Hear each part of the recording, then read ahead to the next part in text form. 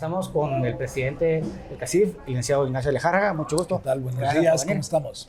Pues muy entusiasmados de estar participando acá en el Congreso Industrial, de ser media partner del Congreso. Todo un día de distintas ponencias y paneles. Escuché su plática inicial, su discurso, y me llamó la atención algo en particular. El resultado de la encuesta de empresarios. ¿Cómo la percepción del público en general, por las narrativas que usted mencionó, es que los empresarios son partes o promotores de la corrupción, cuando en realidad 48% dicen que son víctimas realmente de la corrupción? Cuéntanos un poco de eso. Sí, la realidad es que cuando vimos ese resultado de la encuesta nos impresionó. O sea, no creíamos que fuese tanto. Y como bien lo decía yo en el discurso inicial, el tema es que cuando uno mira cuánto se establece de qué es lo que la corrupción le afecta al guatemalteco en general, es un porcentaje inferior. Eso lo que quiere decir es afecta sobre todo a los empresarios.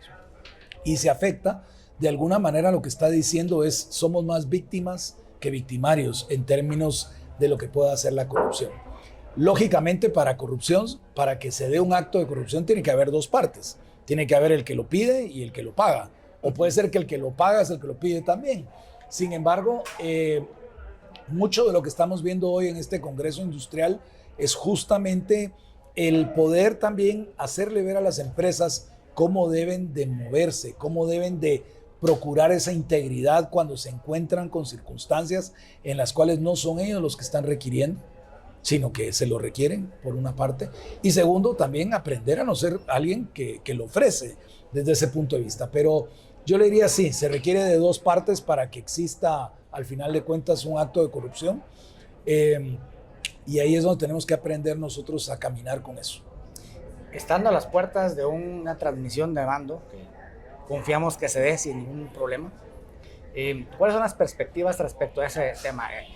¿Hay esperanza de que esto mejore? ¿Ninguna esperanza, ninguna señal de que vaya a cambiar?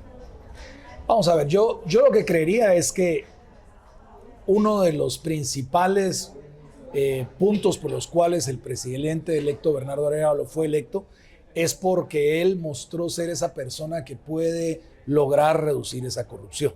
Entonces creo que todo empieza porque haya una auténtica intención de hacer esos cambios. Pero segundo, y que creo que yo que es más importante, es el hecho de poder actuar sobre ese tipo de cuestiones. Uno siempre visualiza la corrupción tal vez como que es a altos niveles, pero no, la corrupción se puede dar a todos los niveles, y ahí es donde yo creo que puede estar sobre todo lo que más influye en que logremos que cambien las cosas en Guatemala. Yo no me canso de hablar del buen ejemplo que representa la SAT como entidad, la cual le consta hoy por hoy, si usted quiere hacer cualquier trámite, son trámites que se hacen de manera electrónica. Y un trámite de manera electrónica no solamente le facilita a las personas, sino que además de facilitarle, pues también evita eventos en los cuales pueda haber alguien que pueda requerirle a uno algún tipo de pago por hacer más fácil los servicios o lo que sea. Entonces, yo creo que la corrupción, cuando empieza en ese nivel bajo, en ese nivel del funcionario que me pide algo que no es correcto, se puede resolver en mucho por ese lado, y creo que ya existen los mecanismos, ya el mismo Estado ha demostrado que puede tener los mecanismos, y ese es ese Estado digital que yo creo que va a ser muy importante. Ya a otros niveles, pues definitivamente más dependerá del presidente Arévalo, que sepa escoger un buen equipo de gobierno y que ese buen equipo de gobierno, pues de alguna forma sepa hacer las cosas bien hechas. Y para terminar, pero regresando al punto inicial, que creo que es el más importante, de parte del sector privado organizado, ¿qué postura, qué posición, más que, como lo ya mencionaba, una estricta política de no corrupción, qué actitud hacia el público en general que tiene esa mala percepción pudiera tener el sector privado?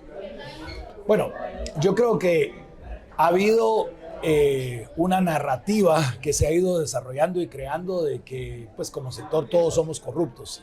No es así. La realidad es de que yo he podido trabajar en las empresas que he trabajado o en las que puedo participar como tal, y es factible, absolutamente factible vivir sin necesariamente estar metido dentro de un eje de corrupción. Y entonces yo lo que creo es que nuestra principal labor va a ser el ayudarle a dar a los demás empresarios las herramientas para poder caminar y resolver ese tipo de cuestiones. Pues muchísimas gracias por darse una vuelta para fortalecer la República. Claro que Gracias. sí, un gran gusto y muchas gracias a ustedes.